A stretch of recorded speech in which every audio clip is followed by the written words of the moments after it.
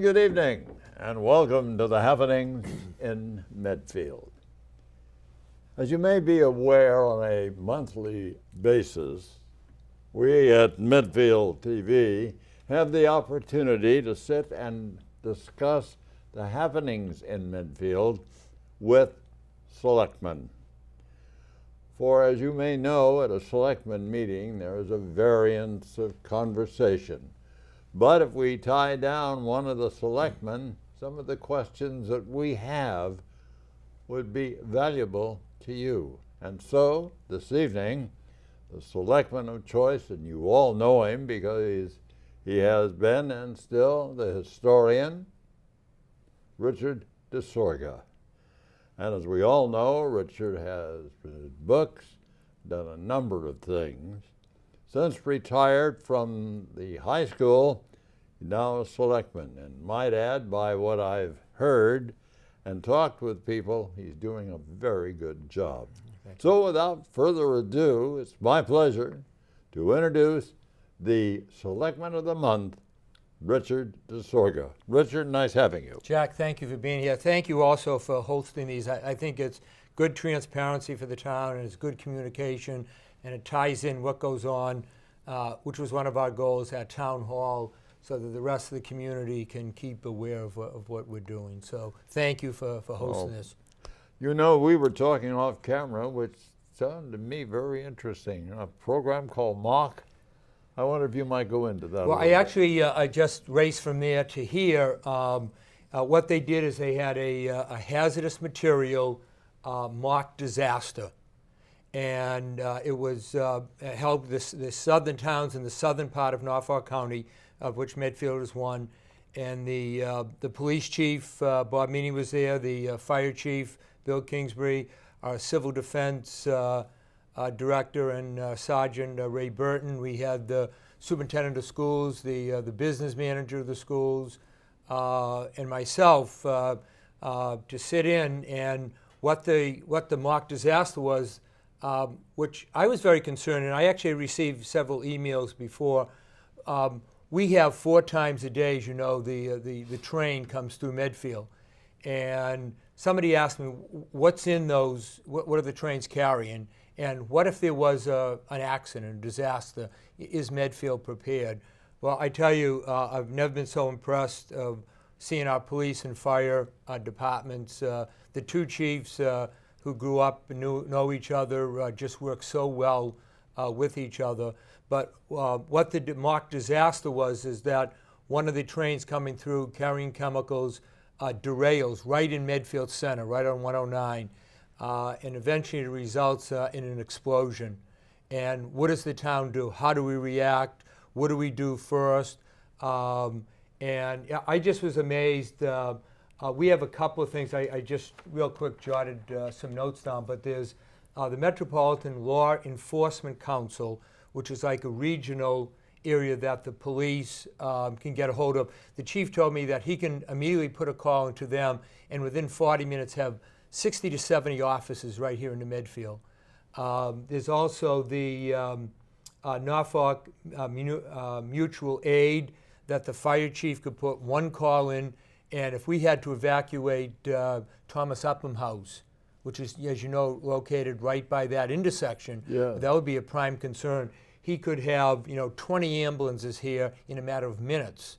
And it's just, I just was amazed for 3 hours sitting through, seeing their thought pattern, and I just came away feeling just very secure that we're just in very good hands in Medfield with our police, fire, and our civil defense.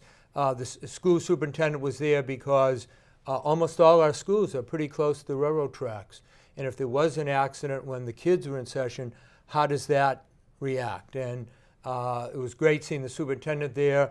He would be working with the, the police and fire so that we'd be able to evacuate, if necessary, the children in each of the schools. So I just was very impressed of this process. I think they're great processes to have. A couple of years ago, the Board of Health held one that it was a major hurricane hit Medfield. a Category 5 hurricane hits Medfield. How do we react? What do we need? What about if we lose water, power? And again, our police and fire have practiced this, and hopefully this will never happen. But in the event it does, it's good to know that we're really prepared, and we're very fortunate to have the caliber of police and fire personnel that we do in Medfield. So I just was very impressed just coming from that. Great, Richard. I'm going to move on now to issues in Medfield. Let's start with the new water tower and laying that large pipe up on Hospital Road. Okay, that continues. The deed part is official. That's Medfield's property. The Water and Sewerage Board has gone out for bidding. We have a water tower a bidder selected, so that's all in the works. Those of you that live up in the north end of town and have to go down Hospital Road are aware that they've been laying the new connector pipe that's going to connect well number 6, which is down by the Sherburne line by the Charles River. The only delay we're having right now, and again this comes back to the rail, those pipes have to go underneath the CSX rail crossing. And so we're a little bit held up. They have to have a flagman come in, and there's all kinds of regulations. So we're just waiting to get that underway so that we can get that water pipe underneath the railroad crossing and then continue that down Hospital Road and then down 27 so that it connects into well number 6. So that's pretty much on schedule. We're doing well with that. We just, at a last Selectman's meeting, had the Medfield State Hospital Master Planning Committee, which, as you know, we appointed over the summer. And they came in and they talked with the selectmen as far as what's the charge from the selectmen on that. And we felt most important thing is to develop some type of a master plan first, so not a piecemeal effort, so that you get something in and then 5 years later you say, oh geez, we needed this and we shouldn't have done that. So develop a master plan for the state hospital. And then they held their meeting also last week that I was able to go to. And they had one of the representatives from Northampton State Hospital who has just, they finished their renovations and reuse of their former hospital. And it was interesting because they've been working on that for 12 years. And so it was good to just kind of pick her brain, what worked, what didn't work, as they made that transition from state hospital to develop property. And I came away with 2 things. One, you need a master plan. And number 2, she said, you got to be patient. You don't want to rush into something and do it incorrectly and find that 3-4 years later, oh, we should have done it a different way. So she said, you got to be patient, develop that master plan, what is best for your town, what is best for Medfield. What they did in Northampton doesn't mean that's going to be, excuse me, what's best for Medfield, but what is best for Medfield, develop that, and then set your guns and begin to work on that. So it's a great committee, some great individuals on that with an incredible amount of knowledge, planning knowledge and development knowledge and real estate knowledge. Steve Nolan was elected the chair of that committee, so that's underway. And then at their next meeting, they're bringing in a representative from Foxborough State Hospital. As you know, that Foxborough, very similar, also developed their property. So we're going to bring in kind of the clerk of the works of Foxborough State Hospital, and the same thing. What worked, what didn't work, what would you do different, how did you go through the process? So we're trying to tap as many brains as we possibly can so that when we're ready, we're going to have something that the townspeople of Medfield are going to be incredibly proud of. I told this committee that I think they have just an awesome responsibility in the sense that what goes on up there is probably one of the biggest things that ever happened in Medfield, impact-wise.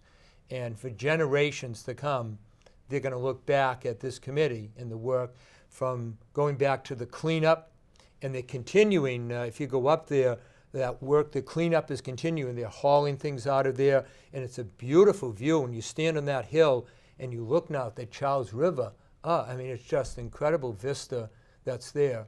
So we're underway with the water tower. We're underway with the committee, the master planning committee at the state hospital.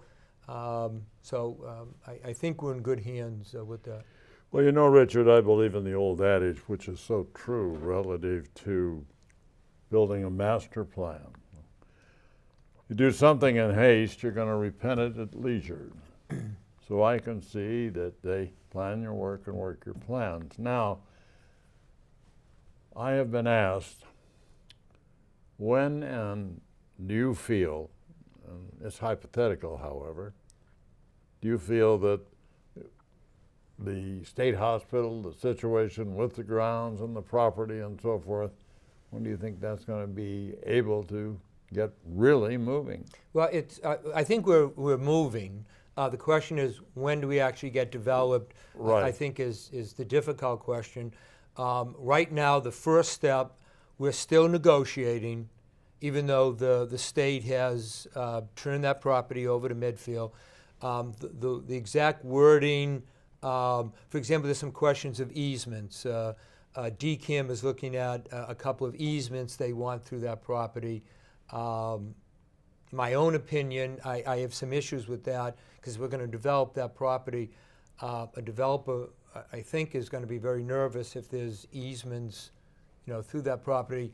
And the wording on the actual legislation says that final decision is up to the town of Medfield. So they're working on that. They're meeting, DCAM and the town negotiating team, on the dotting the end of the sentences and crossing the T's and trying to get this document that we hope will be all set by the end of December. And, excellent. And the reason we're kind of putting that as a goal is once the new administration comes in, it's an unknown. And True. We have a plan with this administration, and we want to make sure there's going to be no complications. So we're aiming for the end of December for that. Then this committee will continue to work, develop a master plan. We're going to make sure we have citizen input. We had a couple of sessions before, a great one that was down the center, where we invited townspeople to come in to see what they wanted to see up at the grounds of the former Medfield State Hospital. So we want to make sure that we have time to hear the citizens' input on that. The committee has to, work eventually. Well, we need to put an RFP out to see if a developer will come in and what's going to go up there. And I can only give you my own opinion. In my own opinion, I've been saying this, and it was one of the reasons I ran for Selectman. We really need over 55 housing in Medfield. Every day, just about every day, I talk to someone who is thinking of moving or about to move out of Medfield. They're an empty nester, and there's no place here in Medfield. They're going over to River's Edge and other places in Norfolk. They're going to Franklin. We're losing good town citizens that want to stay here, but there's really no option for them. They can't afford to stay in their own homes. So I think, in my own mind, a number one priority is to have over 55 housing up on the grounds of the hospital. Ideally, if we can get some type of commercial, what I call clean industry, and I keep using the example of electric time, that type of an industry up there. They help reduce the taxes here in town. As you know, we're about 96% residential. We have very little industrial land here in town. We have very little industry to help offset the tax rate that the homeowners here in Medfield have to pay. And we want to provide good services. Our schools do a tremendous job. We're working hard to make sure our DPW, our police and fire, and others can give the services that the residents in town deserve, yet on the other hand, we don't want our taxes so high that we're driving people out of town. So I think we have to get creative because we don't have all the industry here in Medfield. You know, if you look at a Needham, or which has 128, if you look at a Hopkinton, which has a 495, you know, they have big industries, you know, in some of these towns that help to offset the tax rate. We don't have that here in Medfield. So if we could get some commercial interest to go up there, I would be in favor of that. It makes it hard because we have 109 and 27. We don't have the 495s, the 95s, the 128. So it's not that easy to entice them to come in. But I would like to see an effort made on that. So at some point down the road, after we get citizen input, we get a master plan, an idea of what we want to put up there, maybe some RFPs going out to see what type of interest. You have to remember, all this is going to come back to you and I and all the taxpayers of Medfield at town meeting, because that property has to be rezoned. So in the final analysis, the people of Medfield will make that decision if they want to go with this master plan that the committee, and I would assume the selectmen would recommend to them, or if they don't, they can reject that.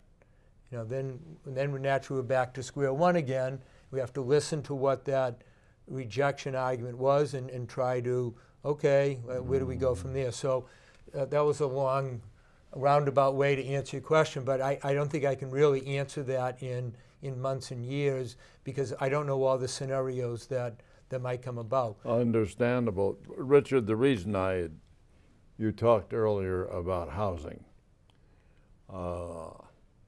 I usually have my coffee and so forth in the morning early.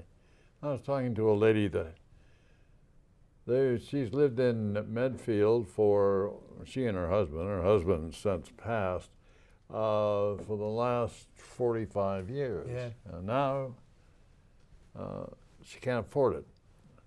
Limited income. And she doesn't want to move, but she can't afford the house.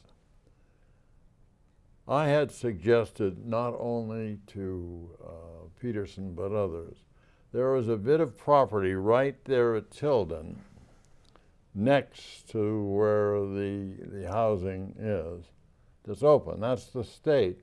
I'm thinking if it is all possible, if the state would allow to tear that all down and build additional housing for seniors, it might be advantageous to us. That I don't know.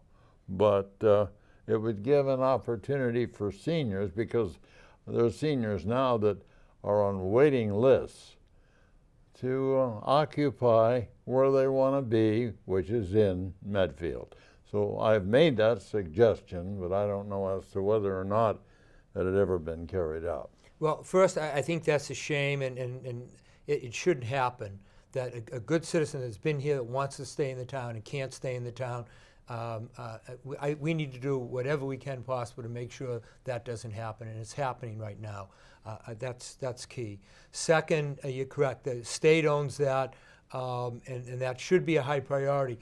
Unfortunately, in the list, because it is the state, in the list of priorities and needs, Medfield, under the eyes of the state, doesn't rank very high, because they're looking at other communities of, you know, in cities of Lower Lawrence and others that are struggling, and then, you know, they unfortunately they stereotype. They say, oh, Medfield, you're just a rich community, you don't need that.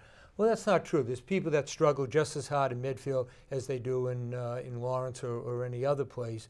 But unfortunately, to get the state money to do that, and that would be ideal, and that's the reason that land is there in the original plan, to add to the existing Tilden village out that way. So we continue, and I will continue when we have you know, our representatives and state senators come in, to continue to make that point with them, to try to work with the Housing Authority, to continue to press the state that we have needs as well here in Medfield, and we're losing people because they can't stay in the town. That is so true. That's an excellent site. The other ones, we have the so-called Hinckley property, which is off of Ice House Road. It Yeah. abuts the center and abuts another piece of property we have, one of the few pieces of industrial zone land, and that's the so-called lot number 3, which is also by the Kingsbury Club.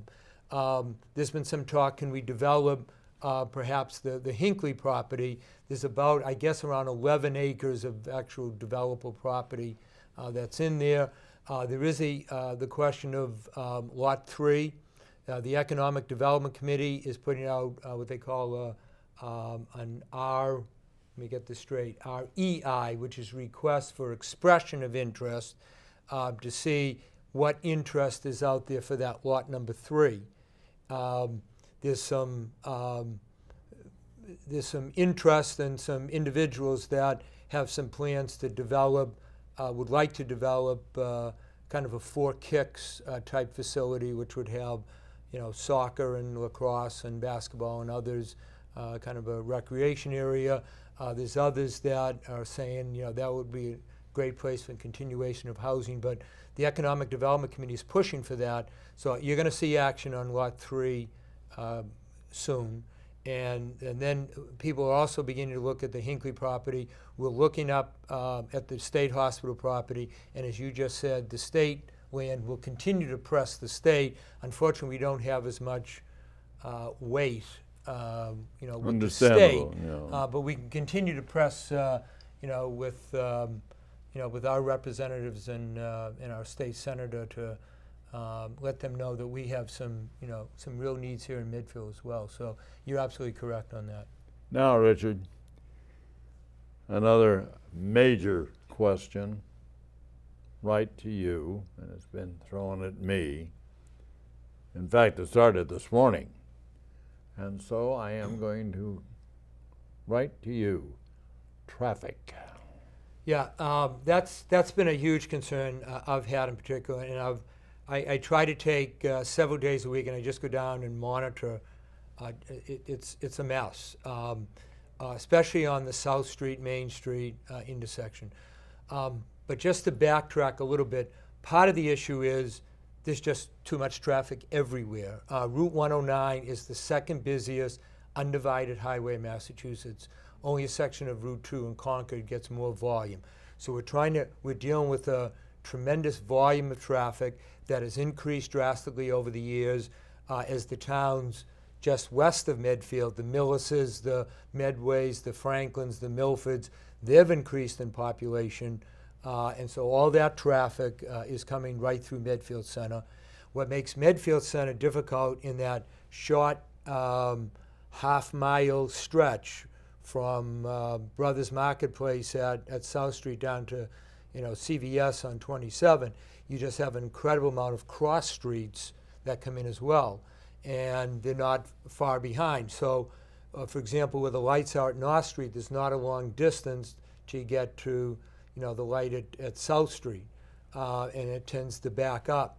And the other shining side of that problem is we've developed a more vibrant downtown, I believe. More people are coming downtown.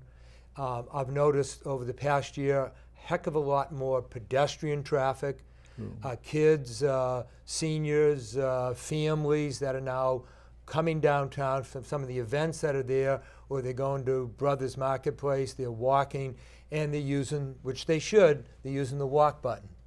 And every time the walk button goes on, it stops the traffic, and then it goes through a whole other cycle. Because of Starbucks and Dunkin' Donuts, a lot of kids, after school and stuff, they're coming, they're stopping in at Starbucks, which they should, they're using the walk button. So that's slowing everything down. The chief has been working, chief of police, Amini has been working very hard on this, and he's looking now at a proposal. I had a meeting with the chief and members of the town hall staff that are looking to see if we need to realign the lights. It's going to cost us somewhere in the ballpark of maybe $30,000. But what's happening is all our 3 lights are not fully aligned because of the age of them. And so what I've noticed of just observing down by South and Main, when that light turns green on South Street and the cars on South Street try to come up, the light is still red on North and Main. Right. And so those cars have nowhere to go. And so only a couple of cars can come out. And then it seems to be about 18 to 20 seconds later, then that turns green. The traffic begins to move, but by then the light is now turned red onto South Street. That seems to be an issue, and if we can realign that, I think that will solve some of the problems. The other issue is motorists that really have to be aware of the law which says do not block the intersection.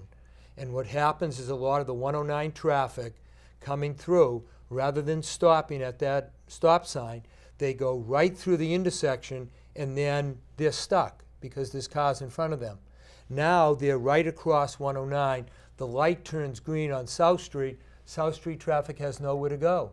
They Right. can't go out because they're illegally parked now because the traffic isn't moving. The chief has sent down officers there, and he continues to do so on a regular shift several times a week. Right now, they're just warning the people. There's a fine that's involved with that if you block that intersection. And if we have one of the small signs that's right there on the corner. Then we just ordered signs that now hang up by the red light that says, "Do not block intersection." But some people are just oblivious and they just go right through it. The other day, I sat the backup on South Street. I counted 23 cars that were backed up. And it was kind of Murphy's Law. It went through 2 green lights that they couldn't get out. And then there was one group of kids and then a family that were about 3 minutes apart that pushed the walk button to cross. And that just backed up. And then people are getting frustrated. They're doing U-turns. So it's a major problem with the traffic. We are addressing those issues, but it's a good problem in the sense we have a lively downtown, and I think it's good for business. The Ords block, which is where Masters Touch used to be, that's in the process. You're going to see some new businesses, office space, and perhaps some townhouses that are going to go in there. There's more people downtown. Gene Minio and the Cultural District Committee have done a great job. The Straw Hat Park that are there. We're working now on Meeting House Pond to bring that back up so people will be able to use that. Memo does a tremendous job. They had the concerts in the park that were there. The first Thursday of the month, especially Zulo Gallery, does a great job. People are coming down, they're using our downtown. If you look at a lot of communities, their downtowns died. Very true. And one of our priorities was to keep Medfield Center vibrant. It's good for business. And once other businesses see that it's vibrant, they're going to open in Medfield as well. And that's going to help. That's how I think you get creative. That's going to help our tax base, because the more retail we get, the more that tax revenue comes in. You know, there's been so many issues, situations that the selectmen per se, all 3 of you have clarified. Is there anything now, I'm going to turn this over, that you'd like to discuss relative to situations existing? Well, I just jotted what some of the current issues are. It's interesting, and the selectmen strongly supported this. I spoke in favor of this in town meeting, and the townspeople went along with the meal tax, which a majority of the city and towns have. In the 2 months that we've had the meals tax so far, July and August, we've pulled in almost $20,000. So we'll pull in about $100,000 estimate per year on the meals tax. And that money, we told the folks at town meeting, there was 2 main things. It'd be up to the residents of Medfield to determine what they want to do with that money. But when we proposed that, one, we said we wanted to use it to reduce the tax rate. And the other avenue, and the chair of the Warrant Committee, Gus Murby, made the argument in support of the meals tax by saying he could justify it because if we then took some of that money and improved the downtown area where the businesses are, then the restaurants and the businesses that pay this very minor meal tax, but that adds up, they're going to get benefit because the environment around them will be improved, it'll be more enticing for people to come to their business, and that's going to bring more business to them. So with tree plantings and landscaping and other things to beautify and bring up Medfield Center, I think that's going to help businesses, and by also using that to offset the tax rate in a small way. In the whole picture of the $50 million budget, $100,000 isn't that much, but it's a little bit, and every little bit helps. You better believe it does. So I wanted to mention that on the meal tax. I wanted to mention also Medfield, we're now, as you know, a tree city, and working with Brothers Marketplace on the 9th of October. We're going to have a little ceremony. As you know, we planted 5 new trees. Yeah, we replaced the trees that were there, and we'll use that as a dedication. I went to the planning board and suggested, and I would like to see in town meeting that we develop some type of a bylaw that says if we chop down a tree or a tree is removed because of disease or age, that we replace another tree somewhere in that area. We've gone a period of time where we've taken trees down, we have not replaced them. And I think that just adds, in the long run, it adds to your better property values, it adds the atmosphere of the town, it makes the town look better. Someone coming through is more, wow, this is a nice community, I might like to live here, I might like to shop here, businesses might like to locate. All these little things, I think, add up to a picture of getting creative to try to offset the fact that we don't have industry to help with the tax base. Very true. Now, just, I'm not sure when this is going to come out. Probably Spring Street would be repaved, but as we speak right now, they're working on the repaving of Route 27, which includes High Street, Spring Street, North Meadows Road. It will be paved from Granite Street down to West Street area. So that, when this residents watch this on TV, should be finished. I do want to point out, because Ken Feeney, who's the superintendent of the DPW, said in the summer that he was going to what's called Stone Seal. There was about 15 neighborhood streets, and they were up in the Copperwood area and Winter Street area and Cottage Street and Vinyl Road area, Knollwood Road area, and the section of Adams Street from west to West Mill. But he's feeling he doesn't, apparently, and I don't have much knowledge on the construction of this, but you have to have continuous warm weather for that stone seal, and he's afraid, we're now in September, that if we get a cool night, he doesn't want to risk that. And so he's recommending we hold off until June. It will get done, but he just wants to wait to that warmer weather. And I just want to say to the folks on, if they're listening on Adams Street from west to West Mill, that put up for a long time, Columbia Gas had put pipes in, and they left basically a trench. And we got on Columbia Gas, and it took a while, but they have just recently come in, and they have filled in and resealed that section of Adams Street. And then our DPW went in, and the other section of Adams Street, they patched. And so now at least the road is half decent, and come June they'll put that stone seal, and then that road section will be hopefully as good as new. The other thing I want to mention, and I just was at the meeting last night, and this was kind of an idea I had, and I was very pleased to see it get off ground, and that was the idea of forming what I call a sharing committee. And over the past 6 months, I've gone to the boards of selectmen in Millis and Medway, in Westwood and Walpole, and in Sherburne. And we're waiting to hear from Dover and Norfolk, basically the towns that surround Medfield. And the idea was, can we get one representative from each town to come together and look at ideas? Can we share information? You know, how does Medway or Millis deal with their permit processing? Do they have an easier way? Why reinvent the wheel if another town has a way to do something easier? Can we share services? A lot of these small towns like Medfield, we have part-time positions. Can we combine to save money some of these part-time positions and in return get a full-time professional service out of that at even less money? And is there a way we can share any equipment? Rather than spend it all ourselves, can we share that? Maybe we can. But this committee, and they met for the first time last night, we have 4 selectmen and 2 members of their warrant or finance committees that are on that. And they're going to begin meeting on a regular basis to look at all of the towns around Medfield to see, are there ways we can save money, share things, get better service. And so I'm real pleased on that. And hopefully be able to respond Sounds back good. on that.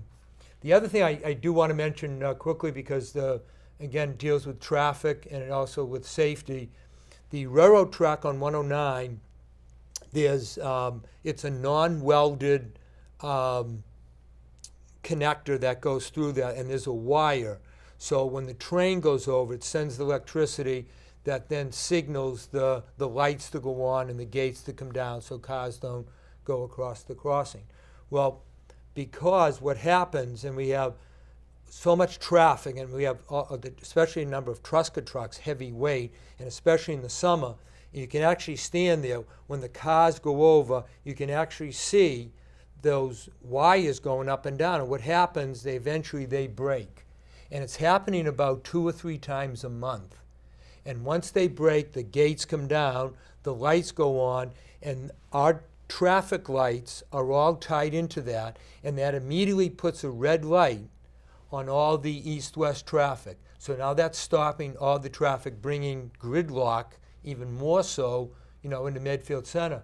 It could take CSX up to 2 hours to get here. So what we've done now is our fire department has rigged a rope up to pull the gates back.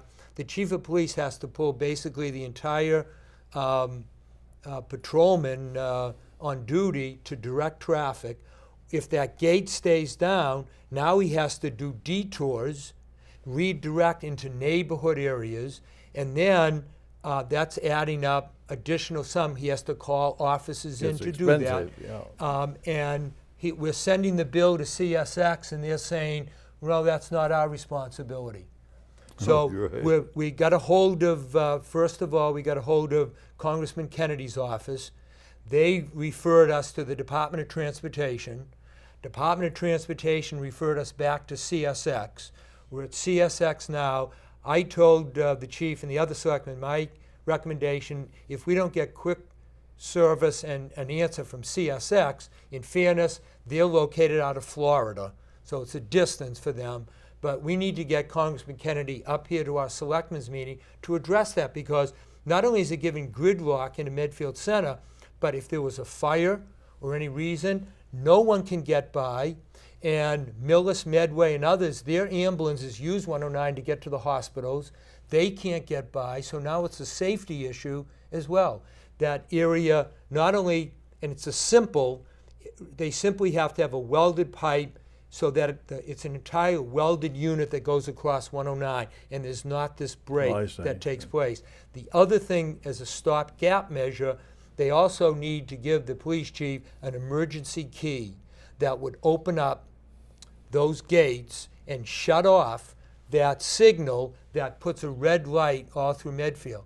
So it's frustrating It is. when those lights come down, and when the gates come down, the entire center is stopped. And if we have to sit that way for 2 hours, I mean, the traffic is bad in 2 minutes, let alone And 2 look hours. at the gridlock. So we are working on that, and we've said we're going to give CSX about 2 weeks. If they don't go back, then we're going to see if we can get Congressman Kennedy to come in. This is it's an emergency nature, I think, that needs to be addressed, and it needs to be fixed. That's there. The police and fire station, I just want to mention real quick. Please. Police, the building committee met with us the other night, and they gave us just a great chart, just to let you know on the time schedule. And again, they're going to open up to try to get the public so that they're very knowledgeable. We're talking $19 million, which is an incredible sum of money. But anyone that has been in our police or fire station knows the condition of those buildings. And if you've not been in the police and fire station, please stop in. Boy, take a they look. should go. I've been in it, and you talk about a situation existing. They're putting it out. It's just there. They have to see it to believe it. They really do, and they'll have some more open houses there, and they'll try to have some forms so that they look $19 million. Well, let's look. What does that mean? What is the condition that we're with? So they're going to have. Hopefully, the townspeople will become knowledgeable and make. It's up to them in the end at town meeting. But roughly between now and January, they have to go through the local approvals, the permits, all the construction documents, and then go out for bidding. So that will take place between now and February. And then from February into March, we're looking at the possibility of having a special town meeting, probably the week before the town election. And it will be just dealing with the police and fire building. People will be able to discuss it. The building committee will give a full presentation, debate, question answers, give everybody a full chance to get the information and then vote. If the townspeople pass that, then we need an override vote. And then we're looking at the town election to save money, because the reason we're trying to plan it is we can kill two birds with one stone. Makes sense. We can have the town election and the override all in that once, and then you don't have to pay additional poll workers and police and things like that. And a week later, the townspeople have to come back, and if they approve an override vote, then the building will become a reality, and we'll need temporary facilities because the new police fire will be located where the current buildings are. Those will have to be demolished. So now we have to, where are we going to put our police and fire? The fire station, the idea would go temporarily into the new highway garage, which, by the way, is 99.9% completed. Beautiful. In fact, by the time they're listening to this broadcast, it probably will be completed. The DPW will have an open house, invite the townspeople down to see that. But temporarily, the fire department would probably be located in the DPW garage, and then up on West Street, using one of the vacant buildings up there, the so-called Comac building that's up there, will be a temporary police facility. And then from basically the vote in the end of March until December of 2016, the actual construction would take place, and we would envision the very end of December of 2016, the police and fire would be able to go into their new homes. The DPW will finally be able to take over their new home as well. Beautiful. So there's a lot going on. There is. Richard, as I have often said to you and many others, the old clock on the wall tells me it's about time for us to say goodnight. But before we do, is there anything you would like to add before we say goodnight? Well, just a couple of things. We began a program last year called the Mini Town Halls, and each month a different selectman, we rotated between the three of us, somebody opened their home in a neighborhood, and we were able to go in, a selectman was able to go in, kind of give information about what's going on in the town, but most important, hear from people in that neighborhood concerns that they have. And we thought that was a great success. We had 9 of them last year, and we opened it up again this year. And of the 9 months that we have that, we've already filled 8 of them. If anyone's interested, the month of March, we don't have a neighborhood yet. So if you are interested, get a hold of me or Evelyn Clark down at Town Hall. We'll have one, the first one I'm going to host is actually going to be at Tilden Village, and that's in September. So that's ongoing. And what's the date in September? Well, September 24th will be the one at Tilden Village, And then I actually have just a little list just so people will know. We will have, in September is Tilden, October will be on Harding Street, November will be at the end of Indian Hill Road, January is going to be on Elm Street, February is on the new Maple Street off of 27, March was still open, May will be in Orchard Street, and June on Pine Street. We may switch the April and May around, but so that's ongoing, and hopefully that's a good way to improve communications. Because I said a lot of times people have concerns and ideas, but they're not going to come to a selectmen's meeting. But if you put them in a social setting, in a friend's or a neighbor's home, they're very willing to talk. We've been averaging between 11, 15 people in some of the different ones we've had so far. And it's good. I think it's good for the selectmen to get out, into the neighborhoods. I really agree. We've heard issues of, snow plowing issues, sidewalk issues, traffic issues.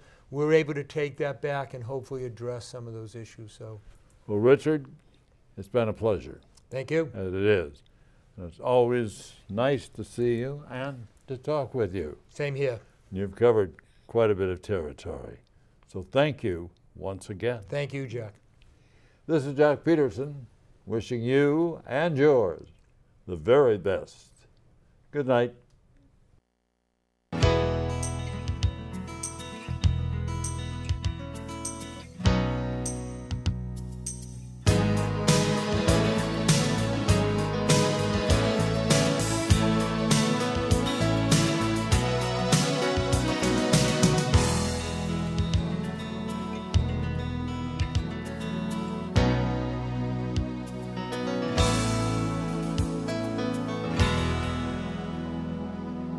This program was made possible through the generous support of your Medfield friends and neighbors, folks just like you. And thanks for watching.